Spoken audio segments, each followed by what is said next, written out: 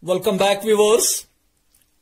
My today's topic is the poem Prayer for the students of class 10th. If you are a student of class 10th, please keep open your textbook. Poem number 1, Prayer, written by Ghulam Ahmad Mahjoor. Dear students, days before, in the first part of the video, we read the poem, discussed its theme, and understood the summary of the poem.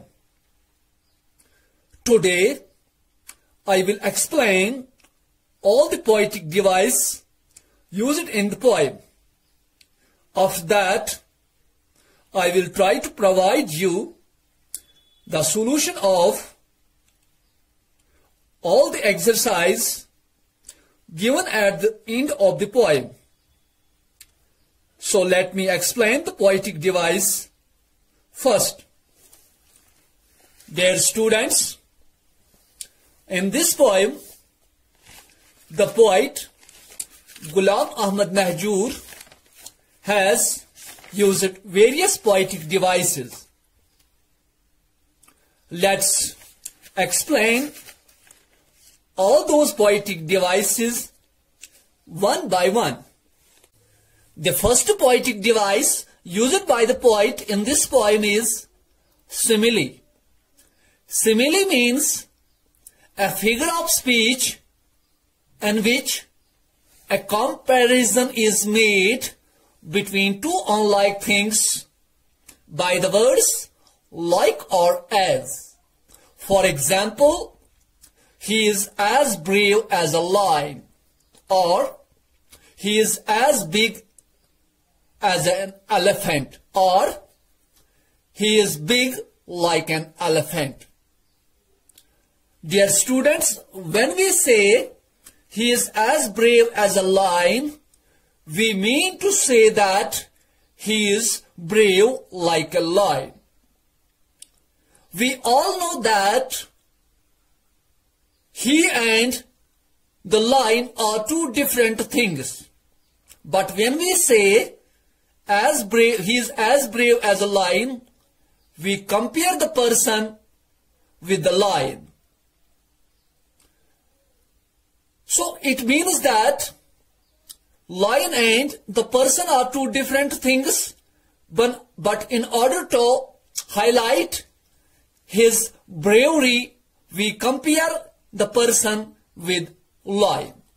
Dear students, in this poem, the poet has used the poetic device of simile in line number 13.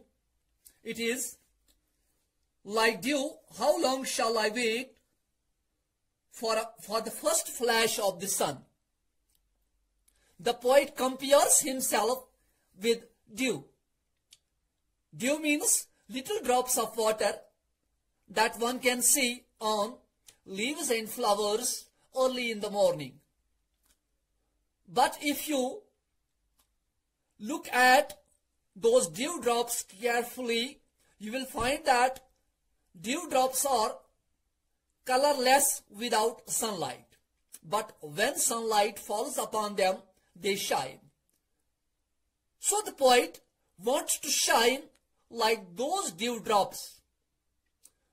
Dewdrops need sunlight to shine, but the poet needs knowledge to shine. Another poetic device used by the poet is metaphor. Metaphor means a figure of speech in which two unlike things are compared without using the words like or as, categorizing them as identical. ये जो poetic device है metaphor, इसमें भी दो चीजों को compare किया जाता है, लेकिन सिमिली की तरह लाइक और एज का इस्तेमाल नहीं किया जाता है. मिसाल के तौर पर सिमिली में हम कहते हैं he is as brave as a lion, लेकिन मेटाफर में हमें कहना है he is a lion. When we say he is a lion, we mean to say that the person is brave like a lion. ये जो metaphor में हम दो चीजों को कंपेयर करते हैं, इसमें हम इन दोनों चीजों को प्रेजेंट करते हैं, पेश करते हैं, जैसे कि ये एक जैसे ही। In this poem the poet has used the poetic device of metaphor at various places. For example, in line number 2, the poet says, "Dwell in ignorance." Ignorance का मतलब है लाइल्मी और dwell का मतलब है to live in a particular place or particular way. जैसे हम कहते हैं पड़ा होना, प्यमुत आसुम। कभी कभार हम किसी दूसरे को कहते हैं कि लोग कहां से कहां पहुंच गए हैं और आप अभी सोए हुए हो, हालांकि उसकी आंखें बंद नहीं होती हैं, वो सोया हुआ नहीं होता है। जैसे कि हम कहते हैं कि तुम सोए हुए हो, यानी कि तुम गफलत में पड़े हुए हो। यहां डिवल इन इग्नोरेंस का मतलब है गफलत में पड़ा होना। Nectar of knowledge is another metaphor used by the poet in this poem. Nectar of knowledge, nectar का मैंने जब हम पोएम पढ़ रहे थे तो मैंने आपको बताया है, नेक्टर मीन्स आब हयात, मीठी चीज। नॉलेज मीन्स इल्म। Here the poet compares knowledge with nectar, but without using like और एज। जैसे नेक्टर मीठा होता है, वैसे ही शायर इल्म को भी मीठा समझता है। Third one is awaken me with the flowers. Awaken me with the flowers.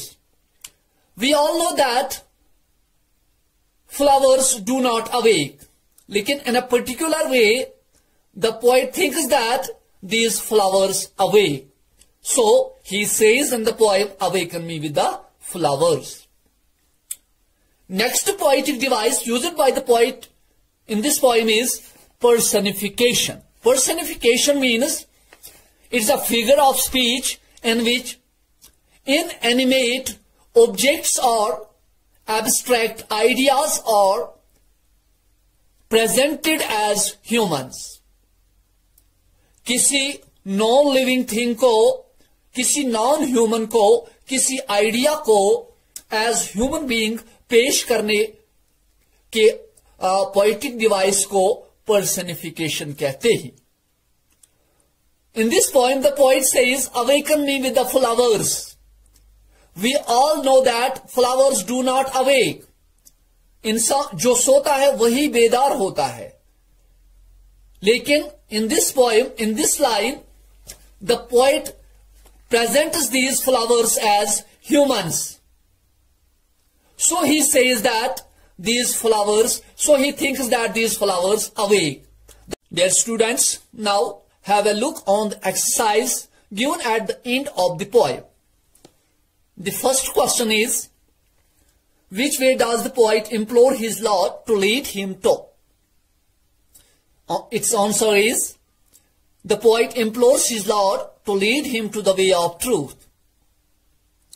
Question number 2 is, name the blessings that the poet prays for. The poet prays for various blessings. These are, he wants to walk on the way of truth. He wants his Lord to listen to his emotional requests. He wants cure of his ills and pains. He wants that his Lord should be kind to him each and every moment. He wants protection from sloth, infirmity and doubt. He wants that his Lord should fill his heart with passion, zest and hope.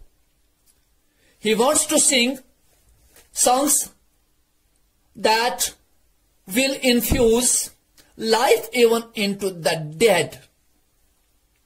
Question number 3 is, what's it that the poet wants to sing?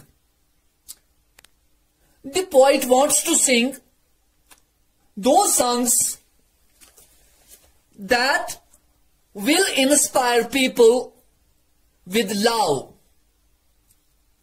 He wants to sing those songs that will vanish out hatred and bitterness from the hearts of people. He wants to unite people with love. Here is question number 4. The poem is in the form of a prayer. Recall and write a prayer which you often say. It's assignment for you. You have to do it yourself. Here is question number 5. Subject me not to trails, shame not my human form, explain. Dear students, its answer is, in this line, the poet admits that he is human only in form. I mean, he is human only in structure. But he knows that he knows that there is nothing like humanity inside him. So he requests his Lord not to put him in any trial or test, because he knows that his human form will be put to shame. Now, thinking about the literary devices, the question is, identify the similes and the metaphors used in the poem, if any. We have already discussed this question, so I think it's enough for today. Stay home, stay safe, and remember your teachers. Khuda Hafiz.